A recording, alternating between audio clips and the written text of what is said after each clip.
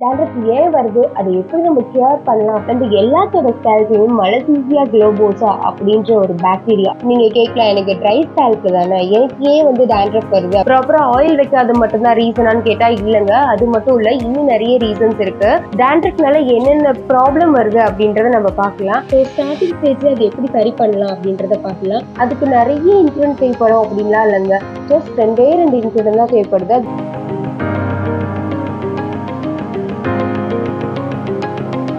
Hair wash பண்ணி முடிச்சாச்சு. இப்போ ஹேர் வாஷ் பண்ணதுக்கு அப்புறம் கண்டிஷனர் அப்ளை பண்ண மாதிரி ஒரு மாதிரி சாஃப்டா சில்கியா இருக்கு. Hi hello friends, welcome back to our channel. இன்னைக்கு நம்ம என்ன பார்க்க போறோம் அப்படின்னா dandruff பத்தி தாங்க பார்க்க போறோம். இங்க நிறைய பேருக்கு dandruff ப்ராப்ளம் இருக்கு, அதில் நிறைய பேர் சஃபர் ஆயிட்டு இருக்கீங்கன்னு தெரியும். அதுக்கான ஒரு சொல்யூஷன் தாங்க கொண்டு வந்திருக்கேன்.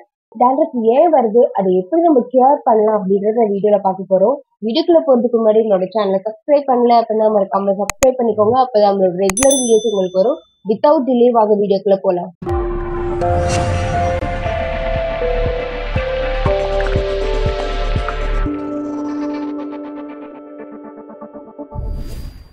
ஃபர்ஸ்ட் நமக்கு எப்படி dandruff ஸ்டார்ட் ஆகுது அப்படின்றத தெரிஞ்சுக்கலாம். நம்ம எல்லாத்தோட ஸ்கேல்ப்லயும் மலசீசியா குளோபோசா அப்படின்ற ஒரு பாக்டீரியா, அதாவது ஒரு ஈஸ்ட் இருக்குங்க. ஸோ அது வந்து கண்ட்ரோல்ல இருக்க வரைக்கும் ஓகேங்க. அது எப்ப இன்க்ரீஸ் ஆகுது அப்பதான் நமக்கு dandruff ஸ்டார்ட் ஆகுது.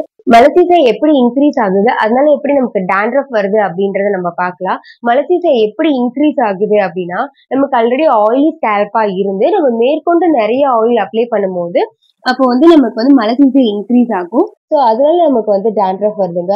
நீங்க கேட்கலாம், எனக்கு ட்ரை ஸ்கேல்ப் தானே, எனக்கு ஏன் வந்து dandruff வருது அப்படின்னு சொல்லி கேட்கலாம். ட்ரை ஸ்கேல்ப்லயுமே வந்துட்டு ப்ராப்பரா மெயின்டைன் பண்ணல அப்படின்னா நமக்கு வந்து dandruff வருங்க.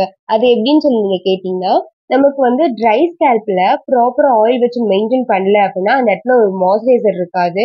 ஸோ அதனால நம்ம பாடி ஆட்டோமேட்டிக்கா நியூ செல்ஸை வந்து ப்ரொடியூஸ் பண்ணிக்கிட்டே இருக்கும். ஸோ அப்போ டெட் ஸ்கின் செல்ஸ் எல்லாமே மேல ஷெட் ஆயிட்டே இருக்கும் நம்மளோட ஸ்கேல்ப்ல.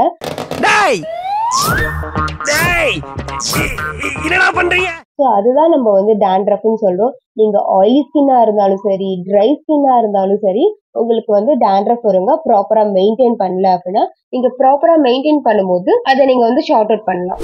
ப்ராப்பரா ஆயில் வைக்காத மட்டும்தான் ரீசனான்னு கேட்டா இல்லைங்க. அது மட்டும் இல்ல, இன்னும் நிறைய ரீசன்ஸ் இருக்கு.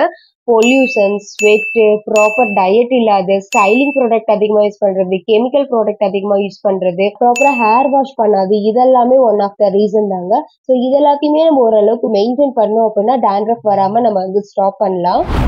ஓகே, dandruff எப்படி வருது அப்படின்றத நம்ம தெரிஞ்சுக்கிட்டோம். dandruffனால என்னென்ன ப்ராப்ளம் வருது அப்படின்றத நம்ம பார்க்கலாம். dandruffல ஃபர்ஸ்ட் நம்ம கான்ஃபிடன்ஸ் லெவல் கம்மியாகுங்க.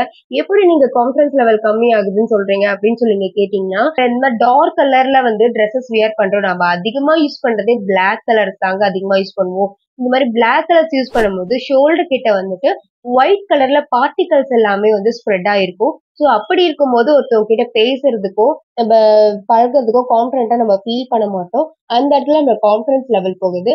அடுத்த விஷயம் என்ன அப்படின்னா, நமக்கு வந்து dandruff வந்துட்டு இந்த ஃபோர்ஹெட் ஃபுல்லா ஸ்ப்ரெட் ஆயிருக்கும். ஸோ ஃபோர்ஹெட்ல ஸ்ப்ரெட் ஆகும்போது வந்து நமக்கு பிம்பிள்ஸ் வந்து வர ஆரம்பிக்கும். தேர்ட் விஷயம் என்ன அப்படின்னா, ஸ்கேல்ப்ல இச்சினஸ் அதிகமாகி ஹேர் ஃபால் ஆரம்பிக்கும். இந்த மாதிரி ப்ராப்ளம்ஸை வந்து நம்ம ஃபேஸ் பண்ணுவாங்க. ஸோ அதனாலதான் முன்னாடியே கியூர் பண்ணணும் அப்படின்னு சொல்றது. ஓகே, எனக்கு dandruff வந்துருச்சு, இப்போ என்ன பண்ணலாம் அப்படின்னு சொல்லி கேட்டீங்கன்னா, dandruff வந்துருச்சு அப்படின்னு சொல்லி நீங்க ஒரி பண்ணிக்காதீங்க. அதை வந்து ஸ்டார்டிங் ஸ்டேஜ்ல நம்ம சரி பண்ணிட்டோம் அப்படின்னா பிரச்சனை இல்லைங்க. அது அடுத்தடுத்த ஸ்டேஜ் நம்ம விட்டோம் அப்படின்னா தான் அது வந்து பிரச்சனை. என்னங்க எனக்கு ஒண்ணுமே புரியல. ஸோ ஸ்டார்டிங் ஸ்டேஜ்ல அது எப்படி சரி பண்ணலாம் அப்படின்றத பார்க்கலாம். நான் சின்ன வயசுல இருந்தே இந்த ஒரு விஷயத்தை தான் dandruff வந்து ஃபாலோ பண்ணுவேன். ஃபாலோ பண்ணிட்டு இருந்தேன், ஃபாலோ பண்ணிட்டு இருக்கேன்னு கூட சொல்லலாம். ஸோ இது எனக்கு ரொம்ப எஃபெக்டிவா ஒர்க் ஆகுது. அதுக்கு நிறைய இன்சிடென்ட் தேவைப்படும் அப்படின்லாம் இல்லைங்க. ஜஸ்ட் ரெண்டு இன்சிடென்ட் தான் தேவைப்படுது. அது ரொம்ப சிம்பிளான இன்சிடென்ட்டும் கூட. அது நம்ம எல்லார் வீட்லயுமே இருக்கக்கூடிய ஒரு விஷயமும் கூட. அது என்னன்னு பார்க்கலாம். ஃபர்ஸ்ட் நம்ம லெமன், அதுக்கு அடுத்து கர்ட், இந்த ரெண்டு விஷயத்தை தாங்க நம்ம எடுத்துக்க போறோம். லெமன்ல வந்து சிட்ரிக் ஆசிட் இருக்குங்க. அது நம்ம ஸ்கேல்போட pH லெவல்ல மெயின்டைன் பண்ணி ஒரு நேச்சுரல் ப்ளீச்சிங்காவும் ஒர்க் ஆகுது. செகண்ட் ஒன் வந்துட்டு கர்டுங்க. அதுல வந்து லாக்டிக் ஆசிட் இருக்கு. லாக்டிக் ஆசிட் வந்துட்டு நம்ம ஸ்கேல்பை வந்து என்ரிச் பண்ணி டெட் ஸ்கின் செல்ஸை ரிமூவ் பண்ணுதுங்க. அது வந்து ஒரு நேச்சுரல் கண்டிஷனராகவும் ஒர்க் ஆகுது. அதே மாதிரி dandruffையும் கியூர் பண்ணுதுங்க. ஆமா, இப்ப தயிர் லிட்டர் என்ன விலை போகுது? ஸோ அதனால நம்ம இந்த 2 விஷயத்த தான் யூஸ் பண்ண போறோம். உங்க வீட்ல ஆலோவேரா எக்ஸ்ட்ரா இருக்கு அப்படின்னா, நீங்க ஆலோவேராவே ஆட் பண்ணிக்கலாம்.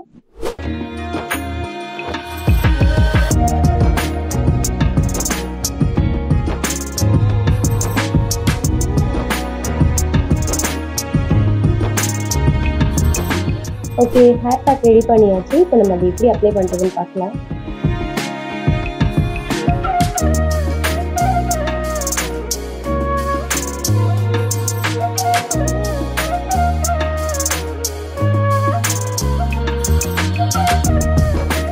டேய் மெல்ல மெல்ல என்ன செவருக்கு வலிக்கும். ஏமாத்தோடா பரதேசி பரதேசி கர்ம கர்ம.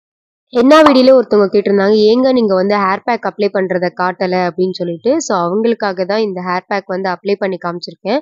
ஸோ இந்த மாதிரி தாங்க எல்லா ஹேர் பேக்குமே அப்ளை பண்ணும். பார்ட்டிஷன்ஸ் எடுத்து எல்லா ஸ்கேல்ப்லயும் படுற மாதிரி ப்ராப்பரா அப்ளை பண்ணி நம்ம ஹேர் வாஷ் பண்ணிக்கலாம்.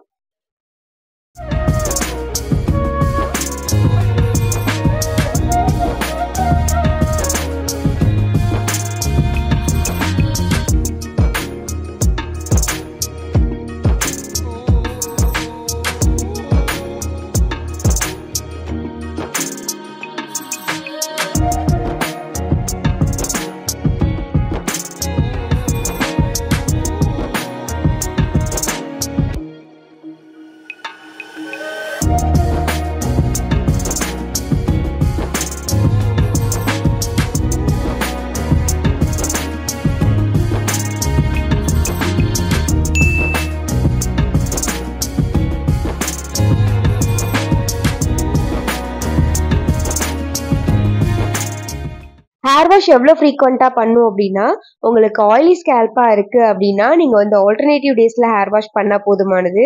அதுவே உங்களுக்கு ட்ரை ஸ்கேல்ப் இருக்குது அப்படின்னா வீக்லி ட்வைஸ் ஹேர் வாஷ் பண்ணாவே போதுமானது. ஆனால் ஹேர் பேக் வந்து வீக்லி ஒன்ஸ் கண்டிப்பாக அப்ளை பண்ணுங்க. இந்த ஹேர் பேக் அப்ளை பண்றது நீங்க பார்த்துருப்பீங்க. இந்த ஹேர் பேக் யாரெல்லாம் அப்ளை பண்ணலாம் அப்படின்னு சொல்லி கேட்டீங்கன்னா, சின்னவங்கல இருந்து பெரியவங்க வரைக்கும் யார் வேணா அப்ளை பண்ணலாங்க.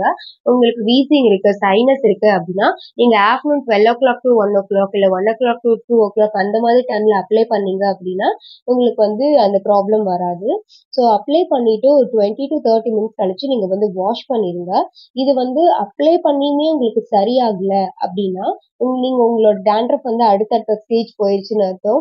ஸோ வந்து கொஞ்சம் கூட வெயிட் பண்ணாம ஒரு நல்ல டெர்மட்டாலஜிஸ்ட பார்த்து அதுக்கு என்ன பண்ணலாம் அப்படின்ட்டு நீங்க அதை பார்த்து அது கியூர் பண்ணிருங்க. இல்ல அப்படின்னா ரொம்ப கஷ்டங்க. அது அதிகமா ஸ்ப்ரெட் ஆயிட்டு ஃபுல்லா ஹேர் ஃபால் ஆக ஆரம்பிச்சிரும். அதை சரி பண்றது ரொம்பவே கஷ்டம். ஸோ ஸ்டார்டிங்லேயே சரி பண்ணிருங்க. ஹாய்ங்க, ஹேர் வாஷ் பண்ணி முடிச்சாச்சு. ஹேர் வாஷ் பண்றதுக்கு முன்னாடி ஹேர் ஒரு மாதிரி ரஃபா இருந்துச்சு. இப்ப ஹேர் வாஷ் பண்ணதுக்கு அப்புறம் கண்டிஷனர் அப்ளை பண்ண மாதிரி ஒரு மாதிரி சாஃப்டா சில்கியா இருக்கு. ஸோ இந்த ஹேர் பேக்கை வந்து நீங்க வீக்லி ஒன்ஸ் தாராளமா அப்ளை பண்ணலாம். 3 to 4 வீக்ஸ் நீங்க கண்டினியூஸா அப்ளை பண்ணீங்க அப்படின்னாவே உங்களுக்கு டேண்ட்ரஃப் எல்லாமே கியூர் ஆயிடும். நிறைய பேர் டேண்ட்ரஃபை வந்துட்டு பெர்மனண்டா கியூர் பண்ண முடியும் அப்படின்னு சொல்லுவாங்க. அப்பெல்லாம் பெர்மனண்டா டேண்ட்ரஃபை கியூர் பண்ண முடியாதுங்க. அது நம்ம ஸ்கேல்பே இருக்கக்கூடிய ஒரு விஷயம். நம்ம ப்ராப்பரா நம்ம ஸ்கேல்பை மெயின்டைன் பண்ணல அப்படின்னா அது திருப்பி வரதாங்க போகுது. எப்பெல்லாம் வருதோ அப்போ வந்து நம்ம இந்த மாதிரி ஏதாவது ஹேர் பேக் அப்ளை பண்ணி ஸ்டார்டிங்லேயே சரி பண்ணிட்டா எந்த பிரச்சனையுமே இல்லைங்க. ஆனா அது பெர்மனண்டா கியூர் பண்ண முடியாது, டெம்பரரி தான். ஐ ஹோப் இந்த வீடியோ உங்களுக்கு ரொம்ப யூஸ்ஃபுல்லா இருக்கும்னு நினைக்கிறேன். யூஸ்ஃபுல்லா இருந்துச்சு அப்படின்னா மறக்காம லைக் பண்ணிட்டு உங்க ஃப்ரெண்ட்ஸ் அண்ட் ஃபேமிலிஸ்க்கும் ஷேர் பண்ணுங்க. இது வரைக்கும் நம்மளோட சேனலை சப்ஸ்கிரைப் பண்ணாம பார்த்துட்டு இருந்தீங்க அப்படின்னா மறக்காம சப்ஸ்கிரைப் பண்ணிருங்க. அப்பதான் ரெகுலர் வீடியோஸ் உங்களுக்கு வரும். நெக்ஸ்ட் ஒரு யூஸ்ஃபுல்லான வீடியோஸ்ல உங்களை வந்து பாக்குறேன். Until then, bye bye friends.